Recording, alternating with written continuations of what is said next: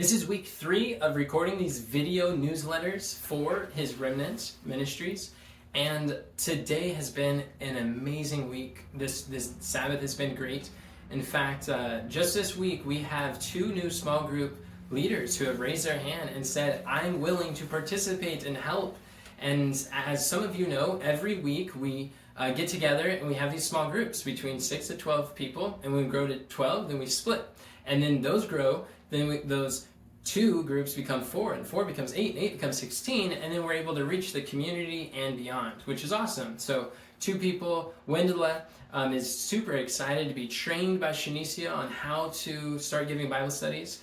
And then Marissa, who's been coming regularly, her life has been blessed and richly encouraged through the small groups. She is now going to be helping to lead out in some of the Bible study as well, receiving training.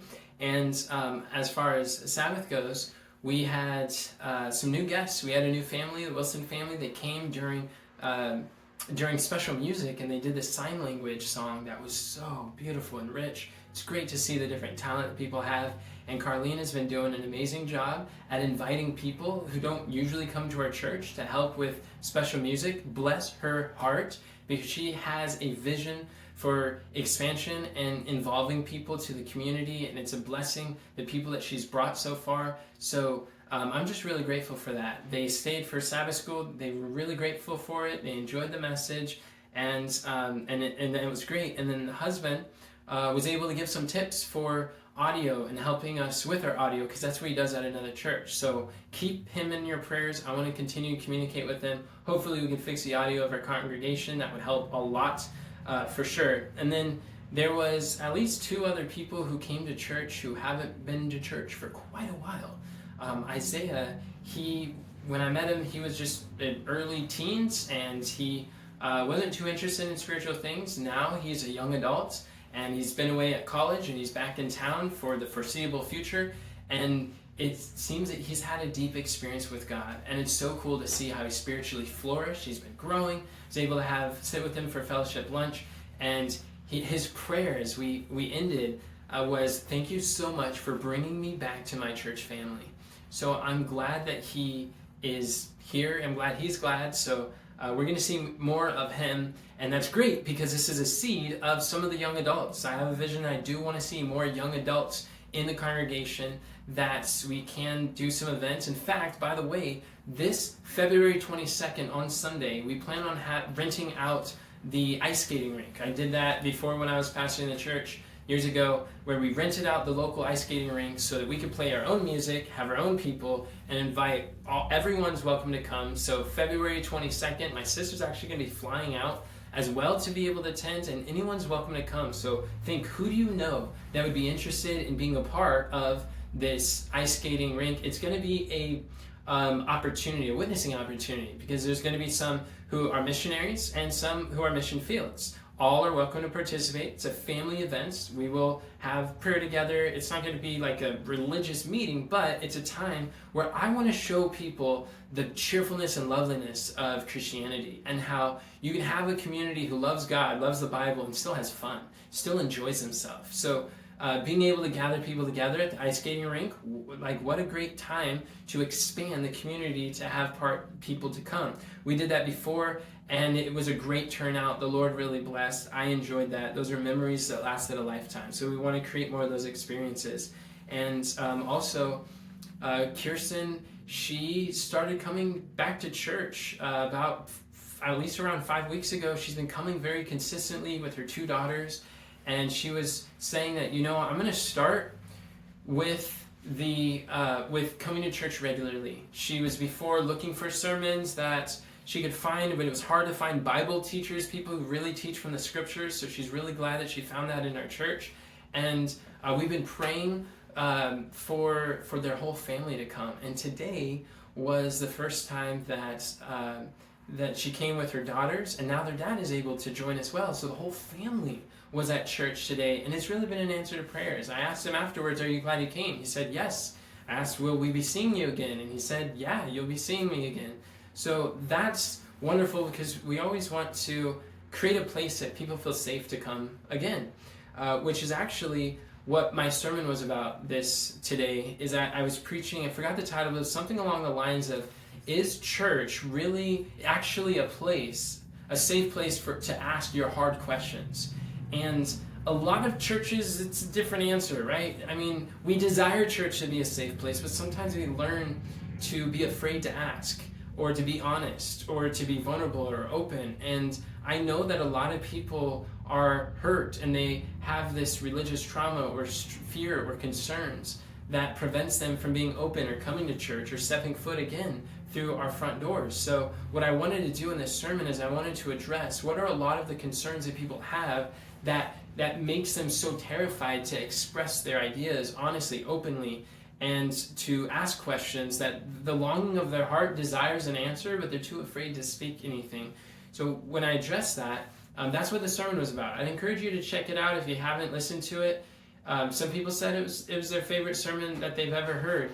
And one lady, Shelly, she came, and we love it when she comes, and she was able to come, and I saw her. She's recording there in the back row of the congregation, and she came up afterwards. She's like, I recorded your message. Is that okay? I was like, by all means. The gospel isn't copyrighted. You could freely distribute these anywhere you want to. And in fact, we record these in the media room on our YouTube channel, and we'd be happy to send you the link, and you could share this. And she said that I have a friend that is deciding whether or not she's going to come to church. She's kind of on the fence, but you address so many things. These are exactly the questions and concerns that she has to desire, that I believe her hearing this will help her to want to come.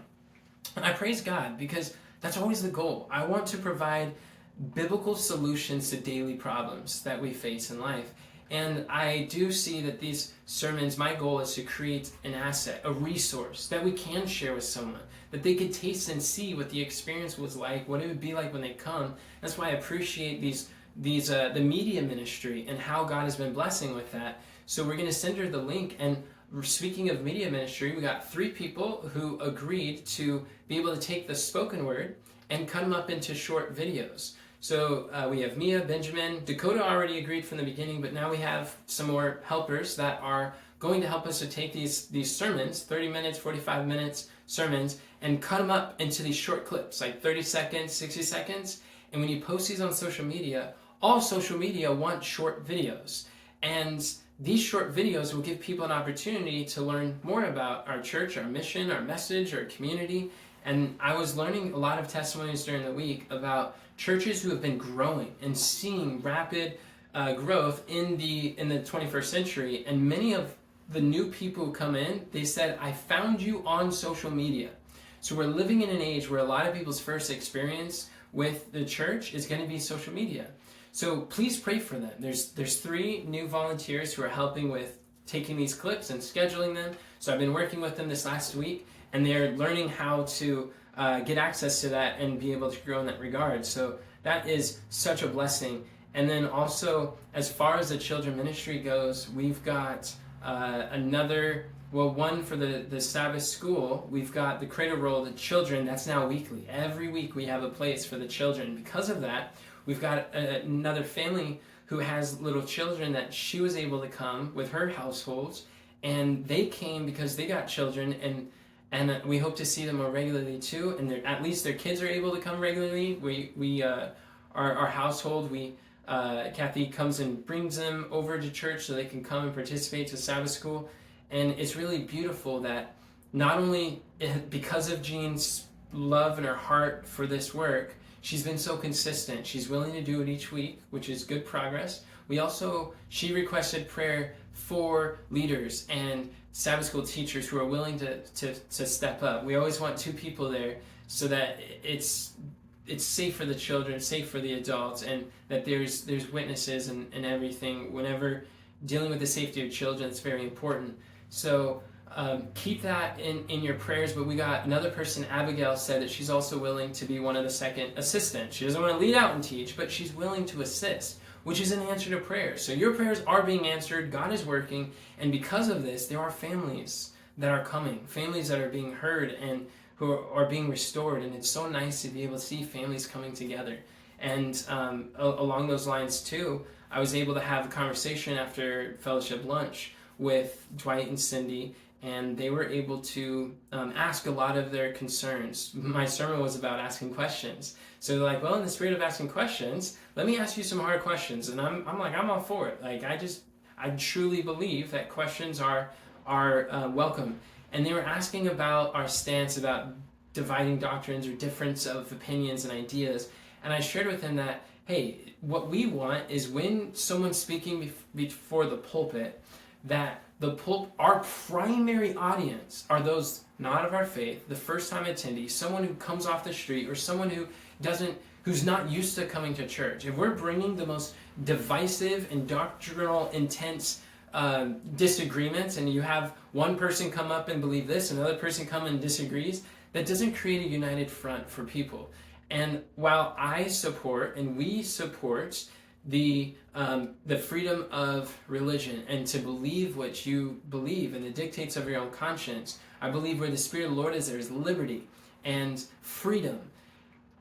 We want to be very mindful of, whenever speaking before the pulpit, that it is geared towards the first-time attendee, someone who's not used to coming to church. And it's like last Sabbath, we had someone who came to church for the first time in 90 years of her life. So, and then today we have people who are not used to coming to church, and they're coming, and they've been coming consistently. We want them to continue to find a safe place to grow and expand. And the reason why people are coming and staying in our church is because I believe God's Spirit is helping, and we're making it to where we're not just preaching to the choir, because if you only preach to the choir, then soon all you have is the choir to speak to.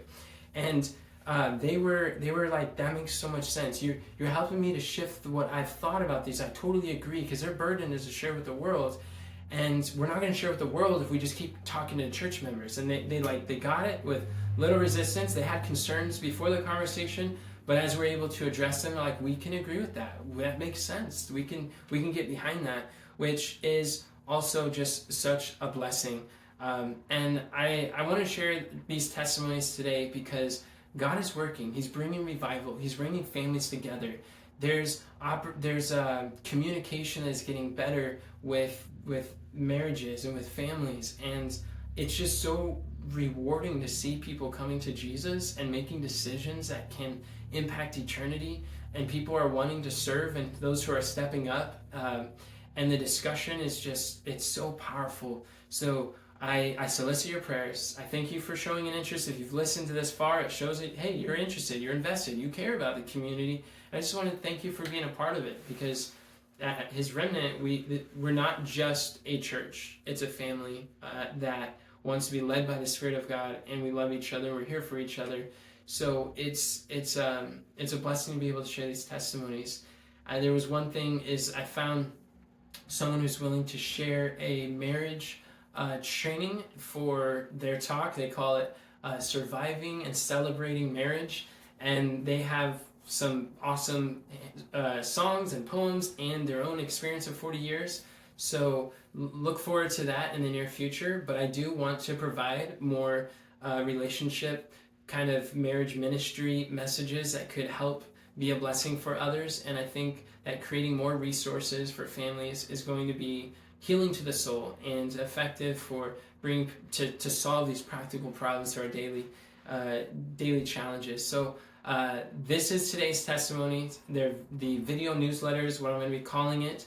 I do have a burden. I want to record these regularly, keep them short, and do them weekly. So keep me in your prayers that I will do it. Today there's some challenges that made it like hey, it might not happen because I was having these conversations, but pray for me, because I think this is a great way to keep everyone connected. And if you appreciate it, let me know in the comments what testimony spoke to you that you're excited about. And until next time, remember, friends, God doesn't call the qualified, He qualifies the called. Have a great day, and God bless.